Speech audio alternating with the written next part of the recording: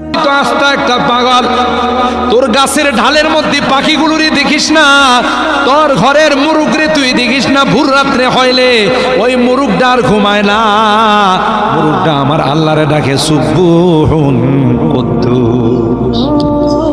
মোরগ বাগ দেয় না, আল্লাহ কয় ওই মোরগটা তো আমারে বলে সুবহুন কুদ্দুস।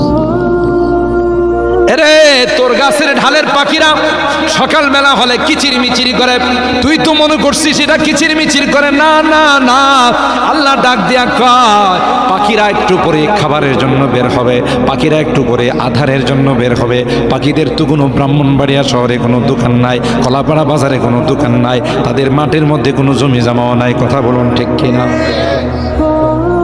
পাখিরা তখন খালি হাতে মালিকের কাছে বলে, মালিক তুমি বানাইছো, আমাদের রাস্তা আছে, তুমি আমাদের রিজিক দিয়া পালবা। কথা বলুন ঠিক কিনা?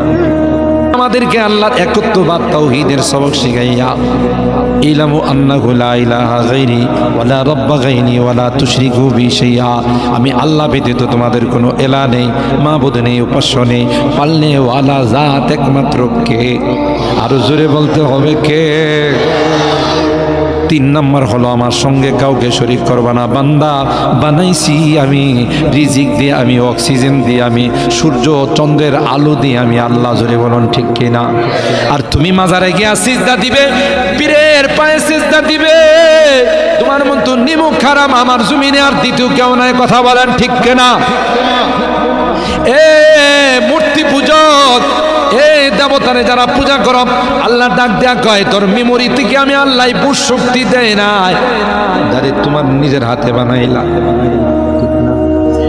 দেবতা নিজেরা বানায় না, দুর্গা মা, কালী মা, আরো যত মা আছে নিজেরাই বানায়, নিজেরাই লক্ষ্মী মা আরো যা আছে সব নিজেরাই বানায়, নিজেরাই বানাইয়া আবার পূজা পাঠ করার পর রাখে না, নদীতে ফেলায়।